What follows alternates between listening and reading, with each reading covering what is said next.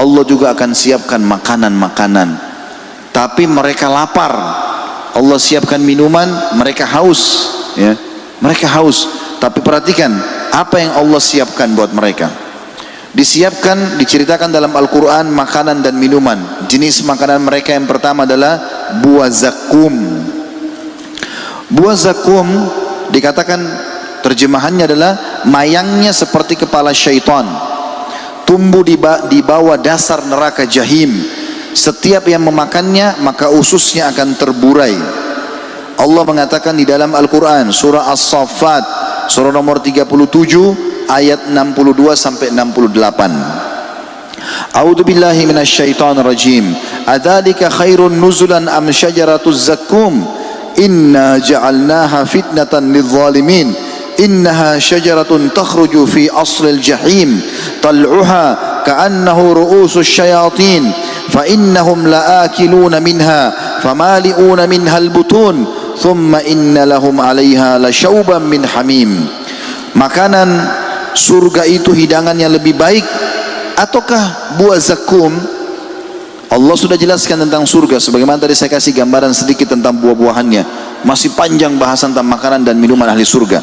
Tapi Allah mengatakan makanan surga yang sudah aku jelaskan, apakah itu lebih baik? Dan kalian tetap mau mengejar buah zakum? Sesungguhnya kami menjadikan pohon zakum itu sebagai siksaan bagi orang-orang zalim dalam neraka. Sesungguhnya dia adalah sebatang pohon yang keluar dari dasar neraka jahim. Mayangnya seperti kepala syaitan. Maka sungguhnya mereka benar-benar memakan sebagian dari buah itu. Maka mereka memenuhi, atau buah itu akan memenuhi perutnya, atau mereka akan memenuhi perutnya dengan buah zakum itu. Kemudian sesudah makan buah pohon zakum itu pasti mereka akan mendapatkan minuman yang bercampur dengan air yang sangat panas. Kemudian sungguhnya tempat kembali mereka benar-benar ke neraka Jahannam. Di dalam sebuah hadis yang sahih kata Nabi SAW, andai saja setetes buah zakum diteteskan di muka bumi ini, maka rusaklah semua kehidupan penduduk bumi. Bagaimana orang yang menjadikan atau dijadikan zakum sebagai makanannya. Dan ingat, penghuni surga tadi tidak lapar dan tidak kenyang, tapi penduduk neraka lapar. Allah buatkan mereka lapar. Lalu mereka teringat di dunia, semasa di dunia mereka kalau lapar mereka makan. Maka mereka minta makanan. Pada saat mereka minta makanan, maka tangannya terikat, kakinya terikat, mulutnya terbuka secara otomatis. Lalu mau tidak mau, buah zakum itu akan dimasukkan. Lalu dia akan meleleh seperti minyak yang panas ke dalam tubuh, yang membuat seluruh otot-ototnya keluar, terlepas, tinggal tulangnya saja. Itu pun tidak mati. Itu pun dia tidak mati. Yang kedua, pohon dariya, yaitu pohon duri yang sangat keras, tidak dapat menggebukkan dan tidak menghilangkan lapar, dan dia selalu menyumbat tenggorokan sehingga keluar dari leher-leher penghuni neraka, tidak keluar dan juga tidak masuk ke dalam perut. Kita tahu teman-teman kalau mungkin pernah ketelan tulang, sakitnya luar biasa. Maka ini akan masuk mau tidak mau, tulang-tulang itu besar dan keluar dari pinggir kiri kanan, bagian depan dan belakang tenggorokannya. Ibnu Abbas menjelaskan, ya, pada saat tafsir firman Allah SWT surah Al-Ghashiyah surah nomor 88 ayat 6 sampai ayat 7, a'udzu billahi minasyaitonir rajim, laisa lahum ta'amun illa min dari' la yusminu wa la yughni min ju'. Mereka tidak akan memperoleh makanan kecuali dari pohon dari' atau pohon yang berduri yang tidak menggemukkan dan juga tidak menghilangkan lapar. Kata Ibnu Abbas, tidak bisa ditelan, tidak juga bisa dikeluarkan sampai masa waktu di mana Allah mau mencabutnya.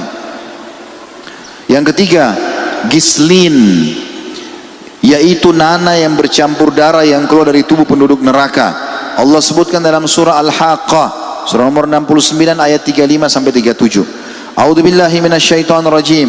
Falaysa lahul yawma hahuna hamim wala ta'amun illa min gislin la ya'kuluhu illa al-khati'un. Maka tidak ada seorang teman pun bagi mereka pada hari ini, maksudnya di hari kiamat, tidak ada penolongnya. Tidak pula makanan sedikit pun bagi mereka kecuali dari darah dan nanah atau gislin. Tidak ada yang memakannya kecuali orang-orang yang berdosa. Kita tahu teman-teman kalau keluar nanah baunya tidak enak, ya. Tentu juga kalau bau sudah tidak enak, umumnya adalah rasanya pun pahit dan tidak nyaman. Itu melihatnya saya sudah jijik. Bagaimana dengan orang yang dijadikan sebagai makanan dan minumannya? Yang keempat, al-hamim, yaitu air yang sangat panas mendidih, yang akan disuguhkan dengan besi panas yang ujungnya dibengkokkan. Allah menyebutkan dalam surah An-Naba, surah nomor 78 ayat 24 sampai 26. A'udzu billahi minasyaitonir rajim. La yadhukuna fiha bardan wala syaraba illa hamiman wa gassaqa jazaa'an wifaqa. Mereka tidak akan merasakan kesejukan di dalam neraka dan tidak pula mendapat minuman selain air yang mendidih dan nanah yang mendidih sebagai pembalasan yang setimpal.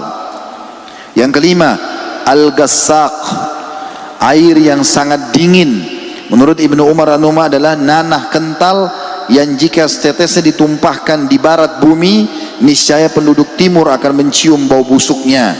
Allah sebutkan tentang gassaq ini dalam surah Sad, surah nomor 38 ayat 57 sampai 58. A'udzu billahi minasyaitonir rajim. Hadza falyadhuquhu hamimun wa gassaqa wa akharu min syaklihi azwaj. Inilah azab neraka, biar mereka merasakannya atas pelanggaran mereka. Minuman mereka air yang sangat panas dan air yang sangat dingin, dan azab yang lain yang serupa itu berbagai macam. Tadi kata Ibnu Abbas ini adalah nanah yang didinginkan yang baunya sangat busuk, kemudian dipaksakan masuk ke dalam tenggorokannya sehingga merobek seluruh tubuhnya. Yang keenam, as-sadid, yaitu air nanah yang bercampur darah. Ibnu Rajab berkata, air sadid akan membuat wajah mereka hangus, sekaligus membuat seluruh kulit kepala dan rambut mereka mengelupas. Allah sebutkan dalam surah Ibrahim, surah nomor 14 ayat 16 sampai ayat 17. A'udzu billahi minasyaitonir rajim. Min waraihi jahannamu wa yusqa min ma'in sadid yatajarrahu wa la yakadu yusigu wa yatihi al-mautu min kulli makani wa ma huwa bimayyit wa min waraihi adzabun ghalidh. Di hadapan mereka ada jahannam dan dia akan diberi minuman dengan air nanah. Diminumnya air nanah itu dan hampir dia tidak bisa menelannya. Makna tafsirnya karena banyaknya dituangkan air nanah sampai perutnya penuh dan sampai keluar dari tenggorokannya, terus saja dituangkan sehingga memaksa dia harus menelannya. Dan datanglah bahaya maut, dia merasakan seperti dia akan mati, tapi dari seluruh penjuru, tapi dia tidak juga mati, dan di hadapannya masih ada azab yang berat. Yang ketujuh, muhul, air muhul, yaitu endapan minyak yang berwarna hitam yang mendidih. Allah berfirman dalam surah Ad-Dukhan, surah nomor 44 ayat 45 sampai 46. A'udzu billahi minasyaitonir rajim. Kal muhli yagli fil butun kagallil hamim. Kotoran minyak yang mendidih dalam perut seperti mendidihnya air yang sangat panas. Juga dalam surah Al-Kahfi surah nomor 18 ayat 29 Allah berfirman, A'udzu billahi minasyaitonir rajim wa qulil haqqu min rabbikum wa man syaa'a falyu'min wa man syaa'a falyakfur inna a'tadna lidh-dhalimina naran hata bihim suradikuha wa in yastaghithu yugathu bima'in kalmuhli yashfil wujuh bi'sasy syarabu wa sa'at murtafaqa. Katakanlah hai Muhammad, sampaikan kepada seluruh umat manusia, kebenaran itu datang dari Rabbmu, maka barang siapa yang ingin beriman silakan, hendaklah ia beriman.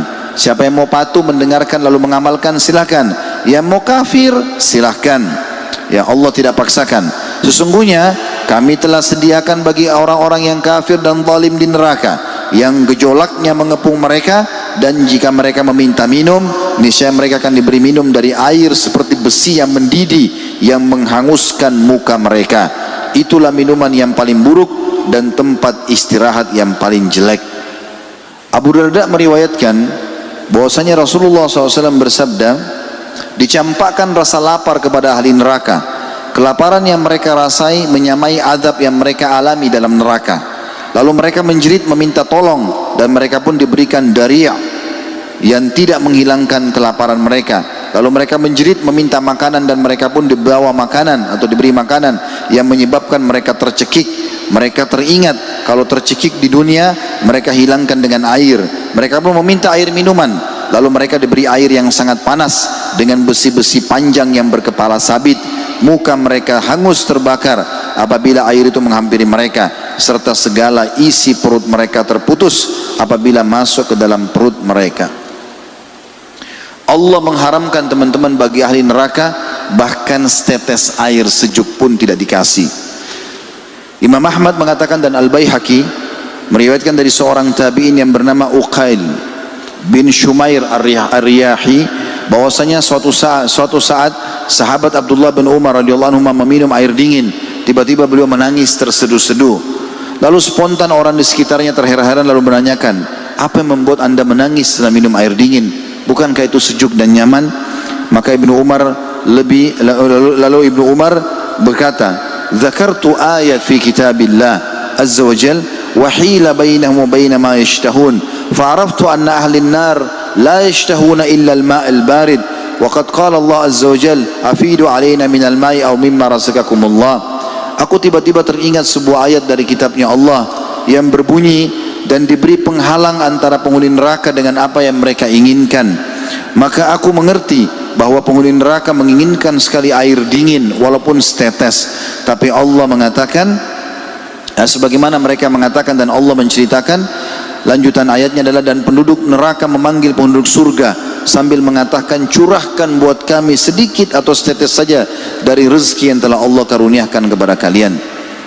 Oleh karena itu teman-teman, kita bisa lihat, misalnya kita sudah lalui Ramadan ya, puasa, masa puasa, atau bagi teman-teman yang berpuasa kemarin ya 9 hari awal bulan Zulhijjah ini, kita bisa rasakan teman-teman, dari subuh kita tidak minum misalnya, atau tidak sempat sahur, tidak sempat minum air sampai maghrib, udah luar biasa hausnya, apalagi di musim panas, haus sekali.